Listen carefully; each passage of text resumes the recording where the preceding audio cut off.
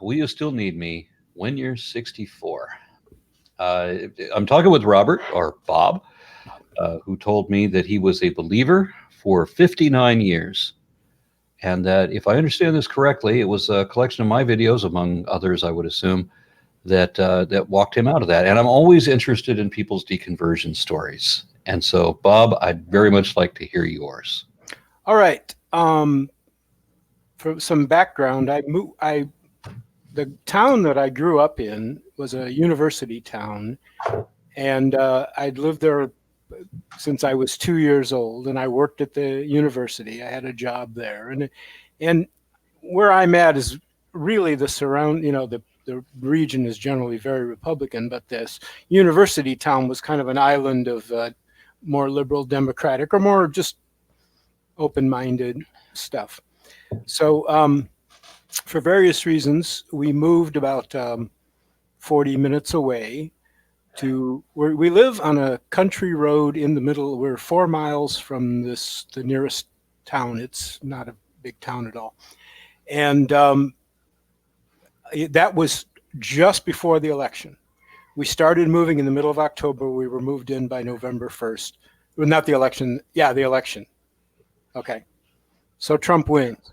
And I'd heard these like, oh, these evangelicals are supporting Trump. And I go, what? What's that all about? Because I didn't experience it. I was going to church on campus, and it was sort of, all ideas were more welcome.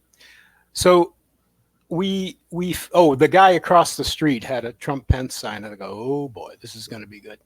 So I found this small church, and we started to attend, and very nice people. I mean, I liked them and everything, but there were these little, just little remarks that were made. I said, oh, these people are, I think they all like Trump. There was one guy that I think he's in his 90s, and he actually got up and said, yeah, well, thank God for our president, because the last president, he. So I thought, yeah. Well, yeah. See, he was a foreign-born African socialist Muslim, right? Yeah. Well, that was, he didn't, and nobody overtly got up and said anything. The only time the president was mentioned from the pulpit once, and it was a lady from a crisis pregnancy center.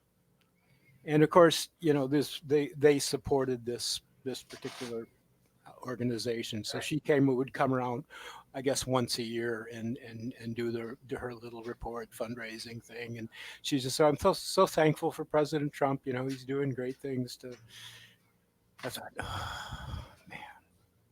So I want to know what these great things are that we keep hearing. Well, because every day I hear another news story about what he's done to the environment. Stacking the Supreme Court. Yeah, all the things he's done to this country and for himself. Oh, you're but never for the country. Yeah. So there was one guy that I kind of took a liking to. I when I moved out, we found this farmhouse, and the first time we saw it, we were walking around. There was somebody had built a chicken coop on the back of the garage. I said, a chicken coop? Because I came from town. I said, chicken coop? I have an idea. So I got chickens. So that was a big thing. And I was talking. He's been farming for ages. We're about the same age, I think. And he'd been farming for ages. And he would give me advice on chickens, and that was kind of fun. But he'd pick me up and take me in if my wife wasn't feeling well or something. So I had a chance to talk to him one-on-one, and I kind of said, hey, you're like, what do you think about Trump? Oh yeah, he's doing. I said, but how can you, as a Christian, he's just a terrible person. Don't you see that? He goes, oh no. He's broken every commandment, every one of them, every last one of them, and has bragged about all of them. Oh yeah.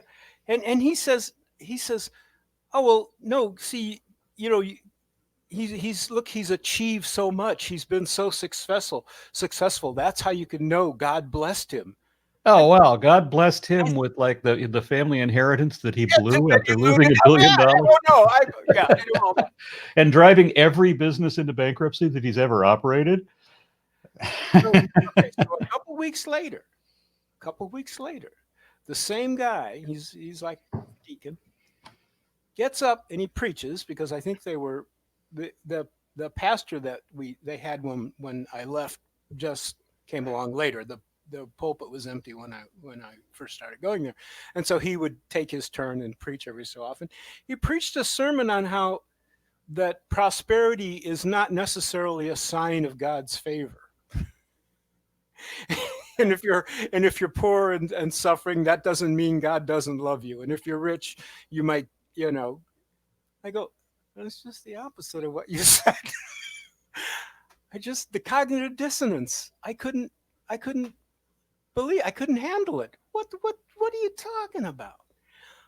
Another one, and this was more recent. This was before I left.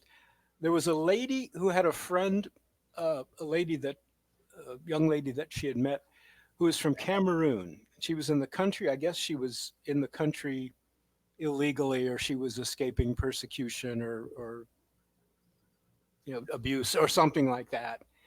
And so she turned herself over to ICE to be on the up and up, to be a Christian and feel like that. And would we pray for her, because now she's in the hands of ICE, and hope that goes well. And I approached her later and I said, I know we'll pray for your friend, but I think I did what I could do to help her out by not voting for Trump. Very defensive. Oh no, he's and it's like, why do you people not?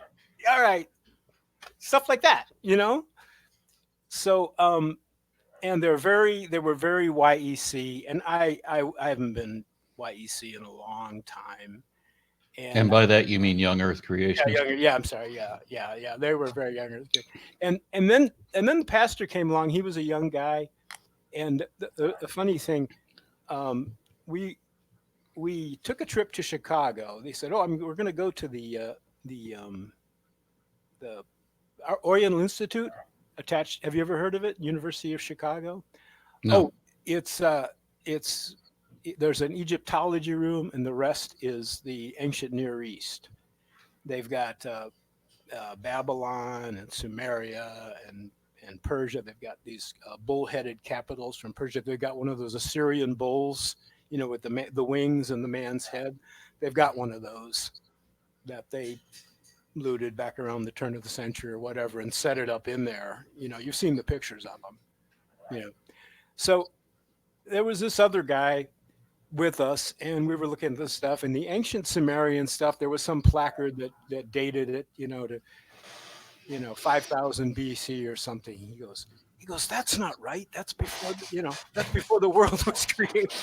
He goes, yeah, and the pastor says, no, that's not right. And I thought, where do you get off? Are you an Assyriologist? Are you a scholar of the ancient Near East? And you just dismiss the date because it doesn't agree with what what you're preaching, what you believe. So that kind of ticked me off. If I could interject for a moment, I noticed that if you interview all the Young Earth people, should just go to anywhere that they go in the world, not just the interesting places, but the boring places too. Find anywhere you happen to live in the world, find an archaeologist who specializes in that area. And you will discover that no matter where you are, there's all kinds of proof that this Earth is a whole lot older than you imagine it to be.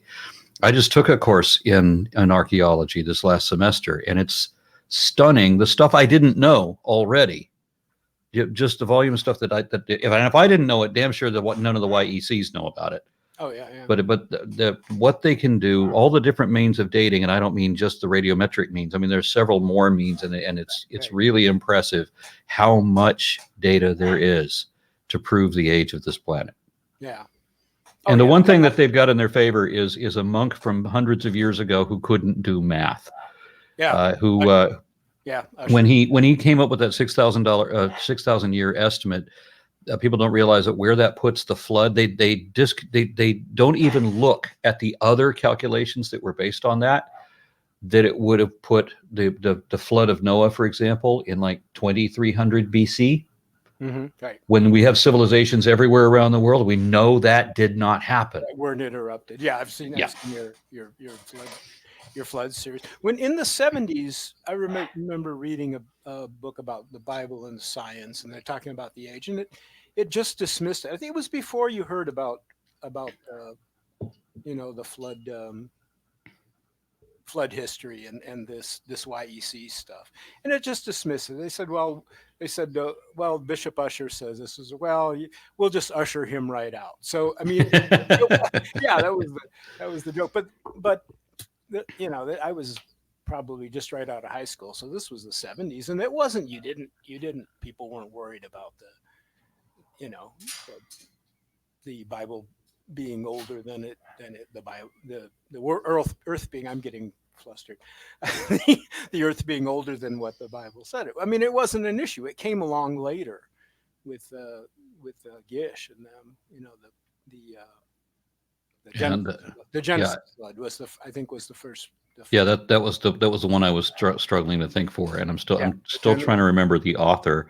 He was the one that came up with the first concept of flood geology, right? And it was testable and it was disproved, but of course, Institute for Creation Research is never going to admit that. Yeah, right.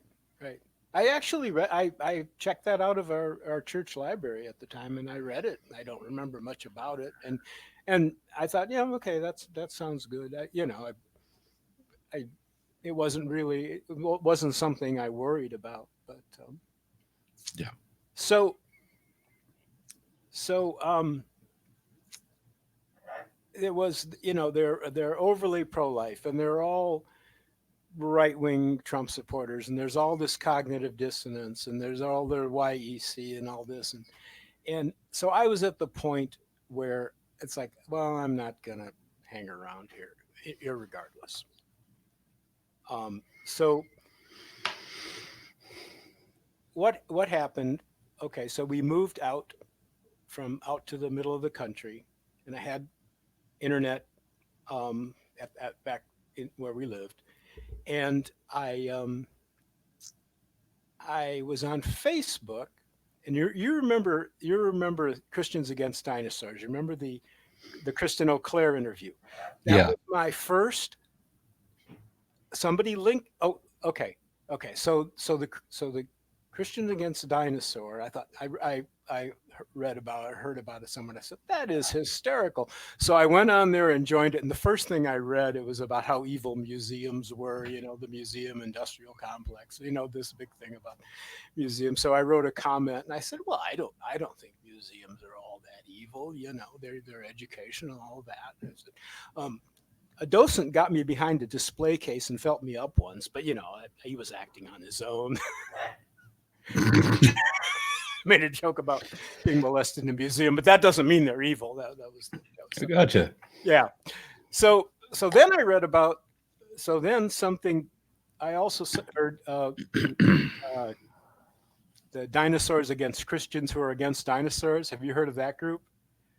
No, I think so, maybe, but it only in passing once a long time ago. Oh, that became my hang. That I just lived on that channel, and two things happened. First of all, that's where I saw your interview with Kristen Auclair, the Dino Denier lady, and I didn't know who you were, and I thought, oh, that guy's, but he knows what he's talking about, And I saw my first Paulogia video.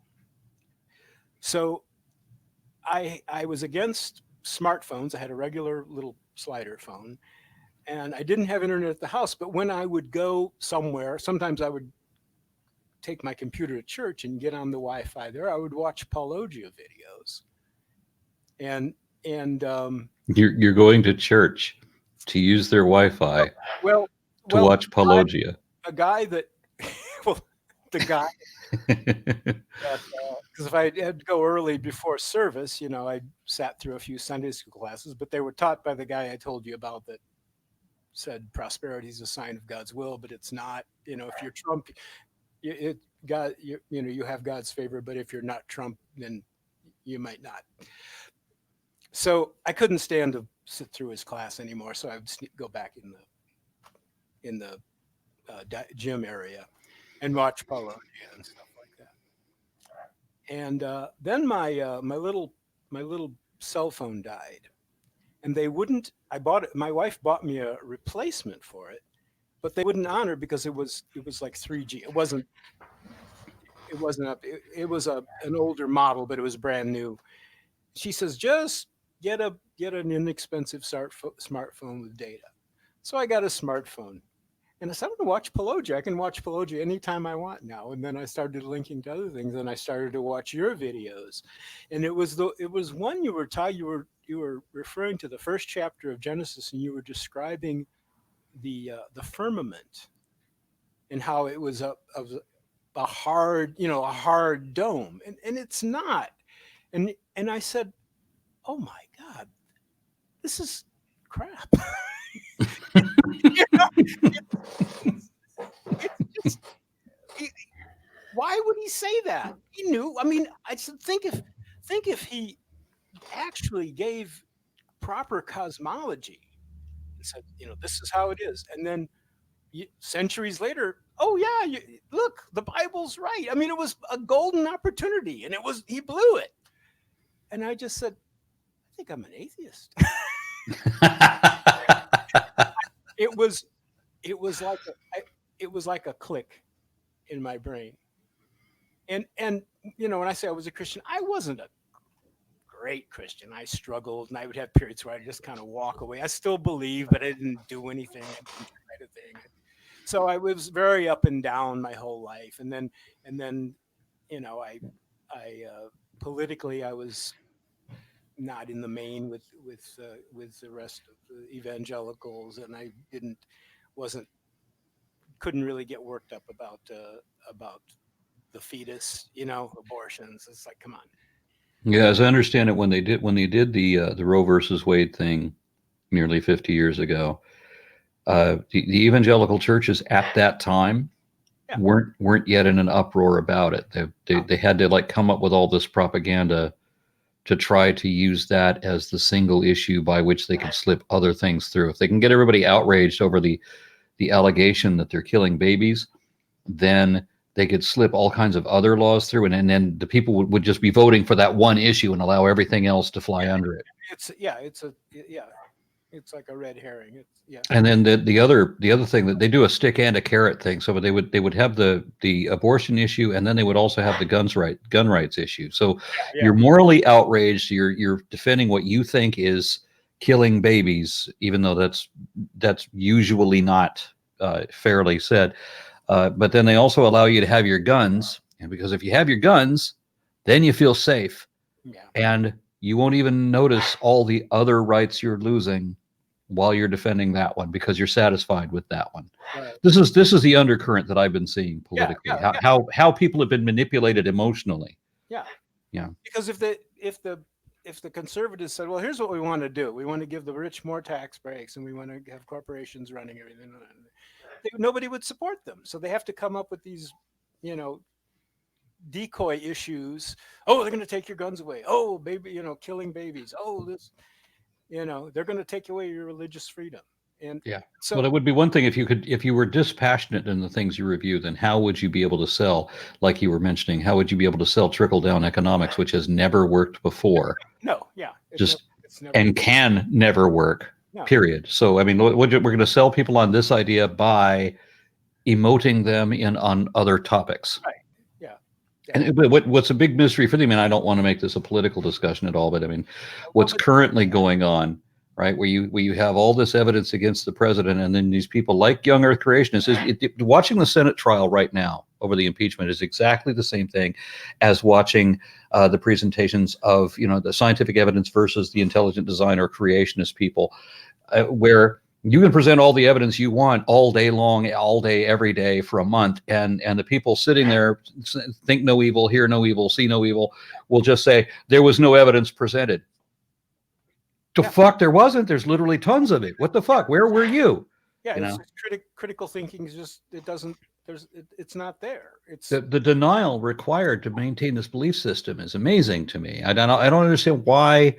I never understood the motivation for why you would do that. Why would you want to be convinced? Why would you want to convince yourself of something that is not evidently true?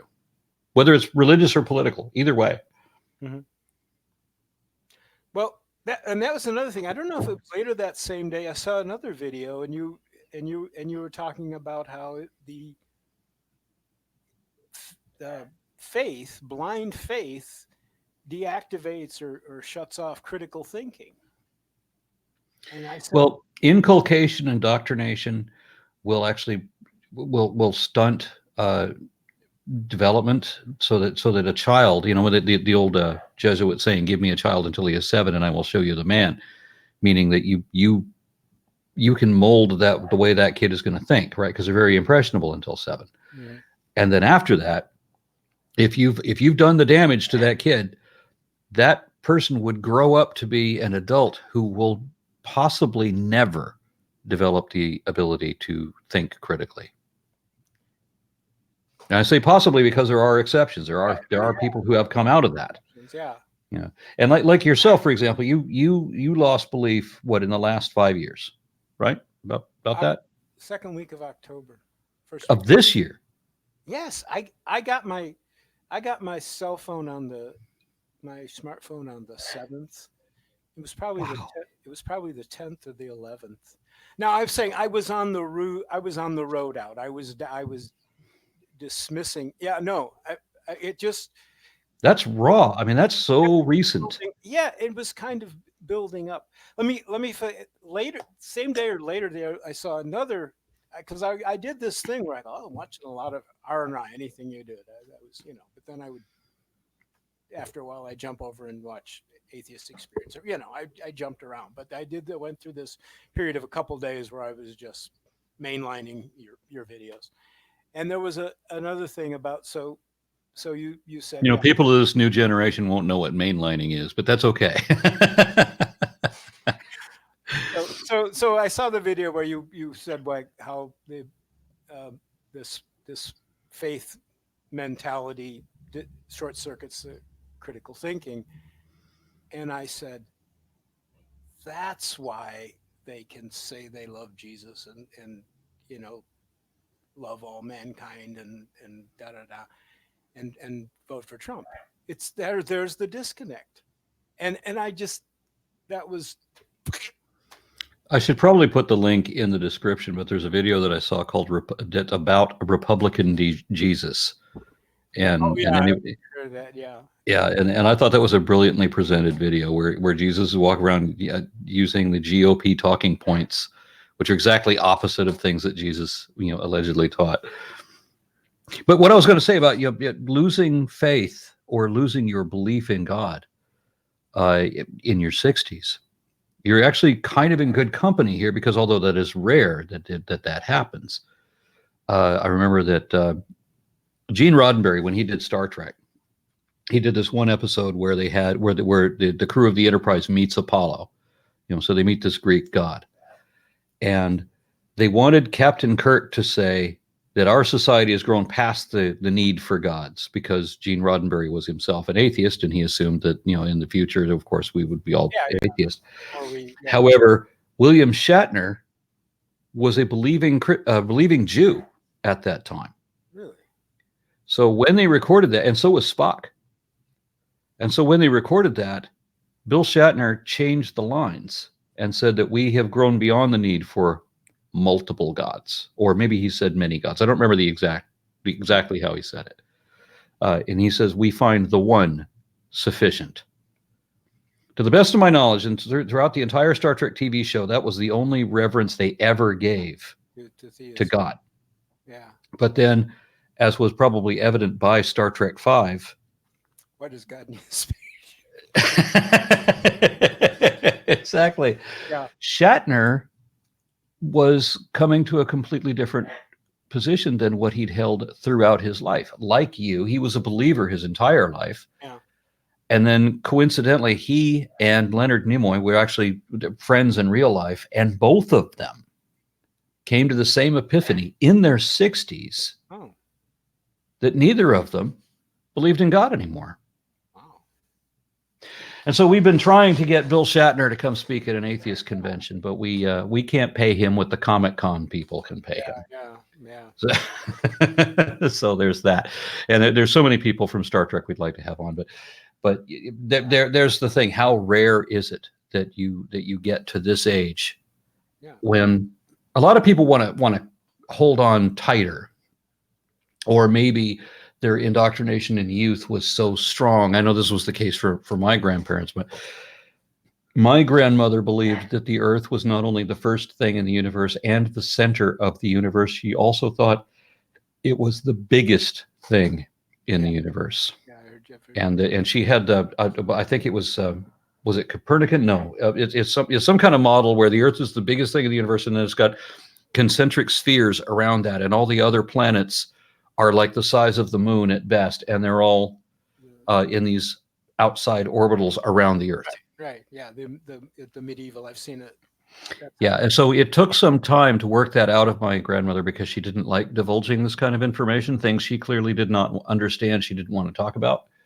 So it was like prying with a crowbar to get any of her beliefs out of her, and it was always uncomfortable. You could never do very much at one time. Mm-hmm. You had to be very careful about how you get the information out to get anything, but that's eventually what I derived of what she thought. When I tried to tell her that Jupiter was bigger than the Earth, and that the red spot of Jupiter was itself bigger than the Earth, and that it moves around on the surface, she said, "I hope it doesn't reach out and get us."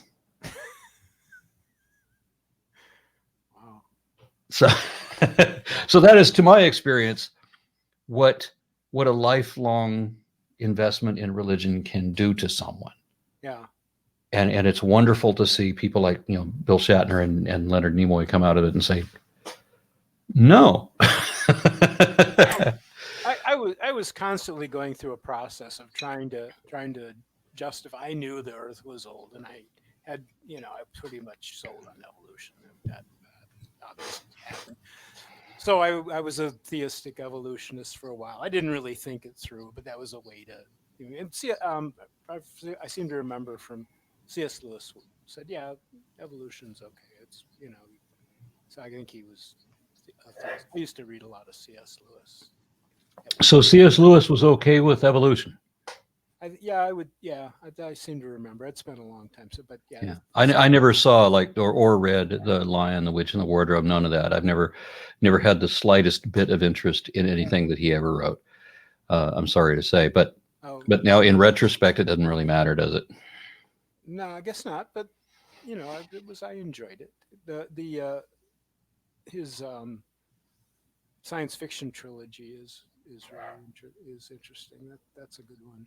They say that he and J.R.R. Tolkien wrote each of their books as a competition against each other, and I would have to say that Tolkien won. I don't know about that, but they were part of the Inklings, and they were guys that would get together. Owen Barfield, and oh boy, I read a book about the Inklings once. Yeah, can you imagine being one of that circle and not even being remembered? It comes down to those two guys. Yeah. And anybody in the periphery is just completely forgotten. Well, and another thing, talking about I was 5, and I always remember that I was 5, and I checked it out once. I knew the house we lived in, so I went into my baby book and I found a picture of me, and I knew it was in the house, and it was 1960. So that checks out. I was 5 or maybe 6, maybe however long we lived in that house. So I was 5. So it was something that, that's the truth. Well, okay, but we have to adjust for this. Okay. Well, so the faith I had when I was a child, of course, had been modified to accommodate facts. So,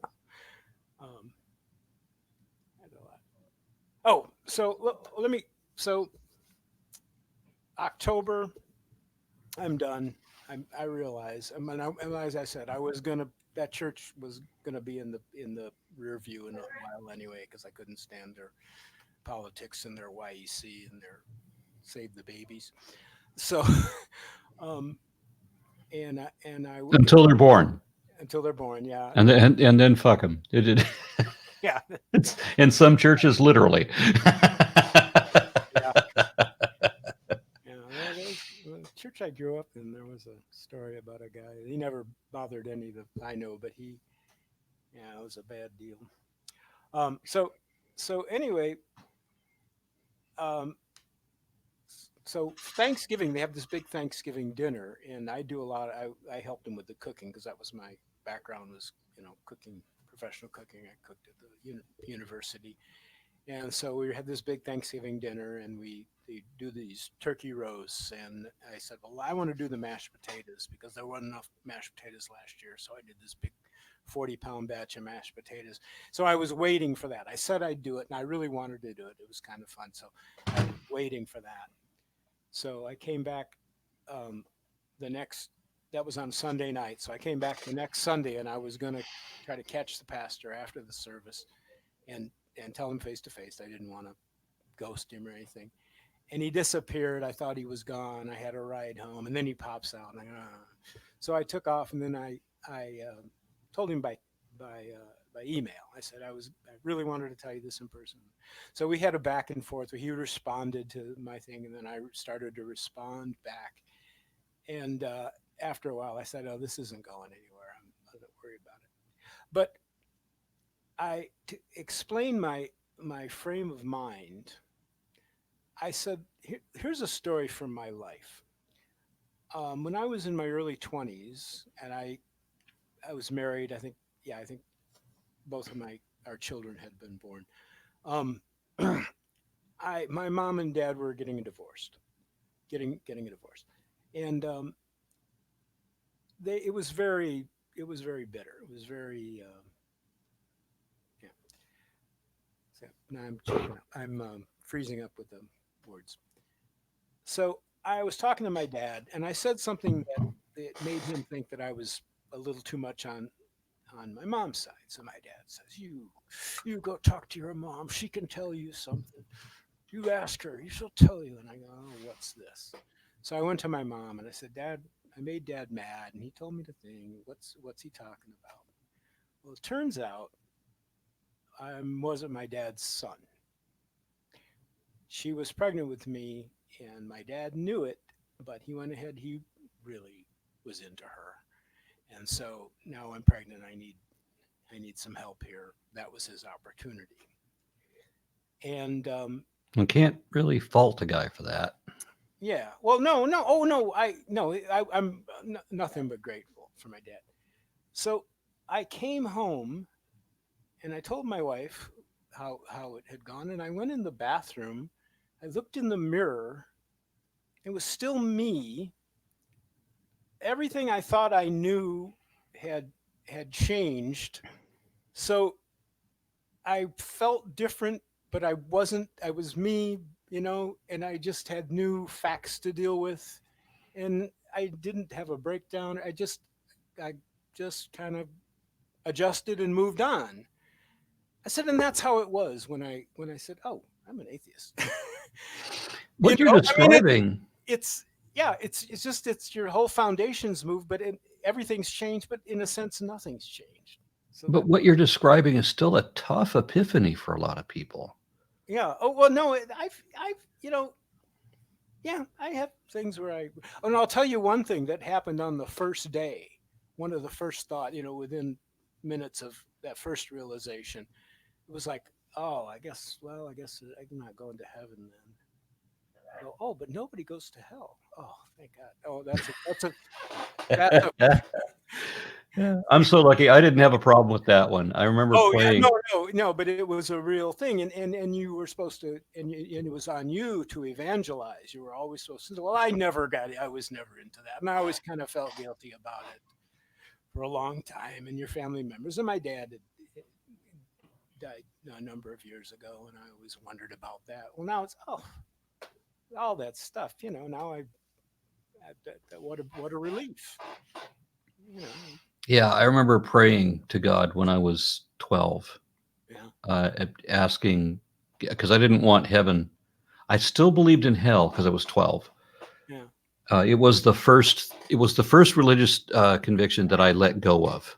What was hell? Because there was just no logic behind that at all. I couldn't understand. I remember being a little boy, like maybe 8 or 10 years old, and asking my mother, "What is Satan's motivation?" Because none of that story made any sense. You know, But anyway, I eventually let go of the hell concept and realized that it's just part of the stick and carrot thing. But I remember asking God when I still believed in God and hell, can't I just die?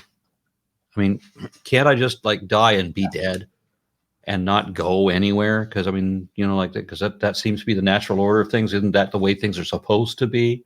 Yeah. You know, I don't want to.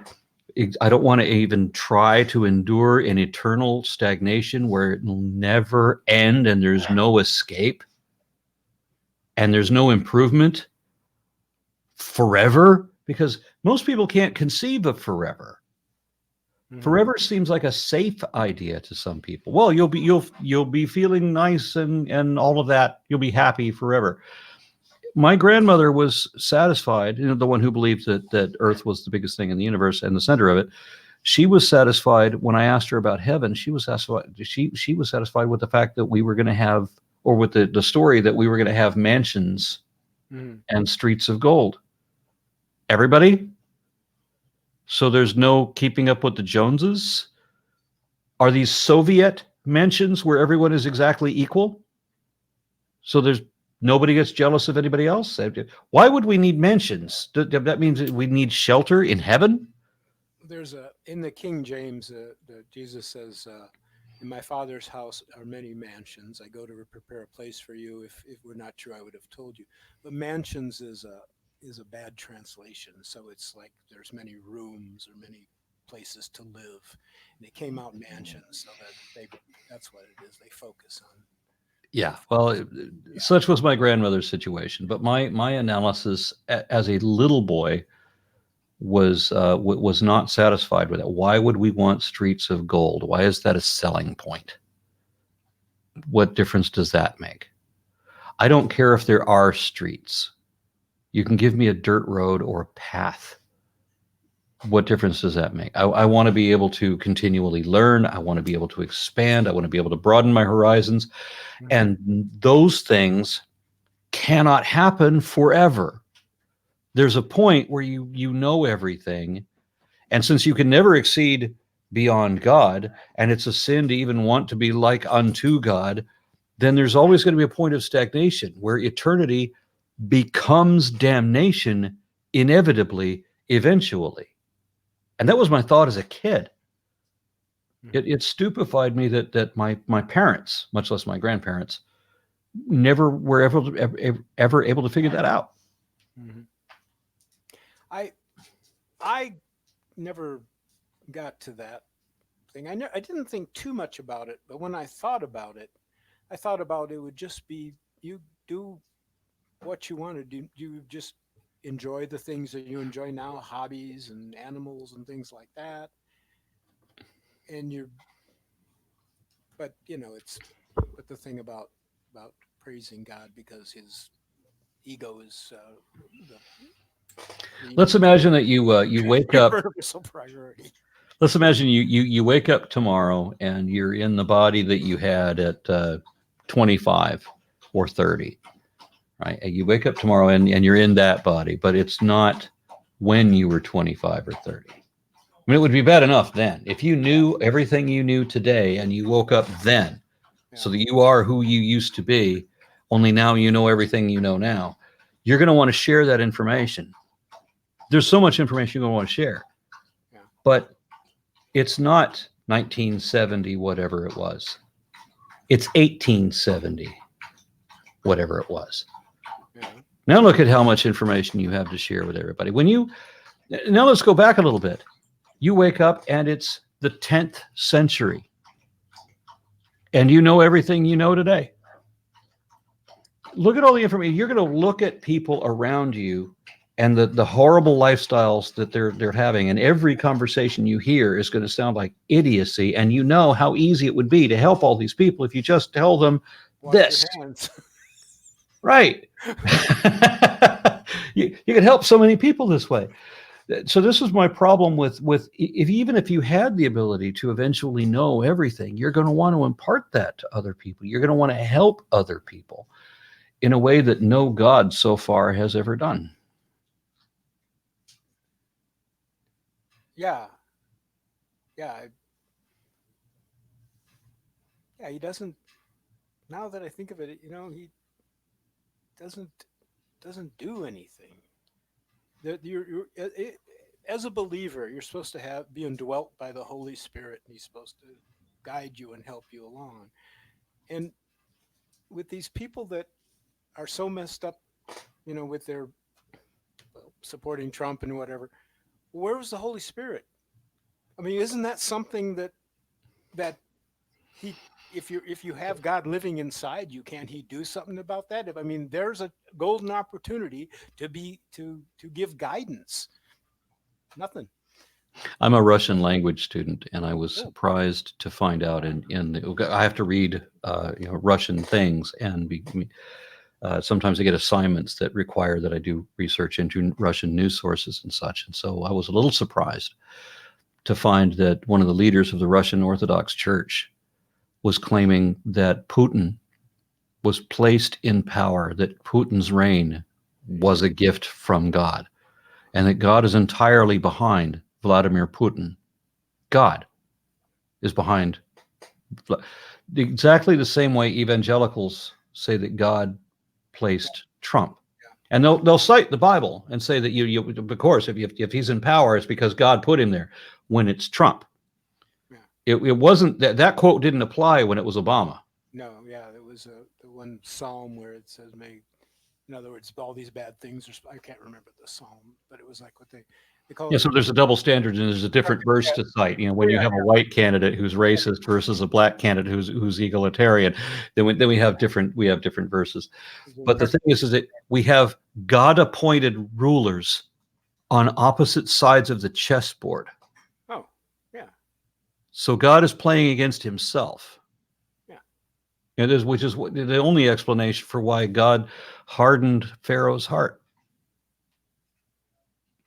yeah. That's the problem with being the only God. You have to play chess against yourself. So you have to go to sit to the other side of the table and jack things up, and then go back and Yeah, yeah, yeah. So what are you doing? So where I missed this early on, I know that you lived in a little town, or not even a town. You live in a place that's miles away from a little town. We're 4 miles away from the nearest town, Okay, I forgot what part of the country that's in. the Midwest. Midwest. Very good. So were we talking about Wisconsin, Michigan, Iowa, Illinois, that area? Yeah. Okay, very good. We're All in- right. As I said, I'm always interested in deconversion stories, and the reason why is that it's always different.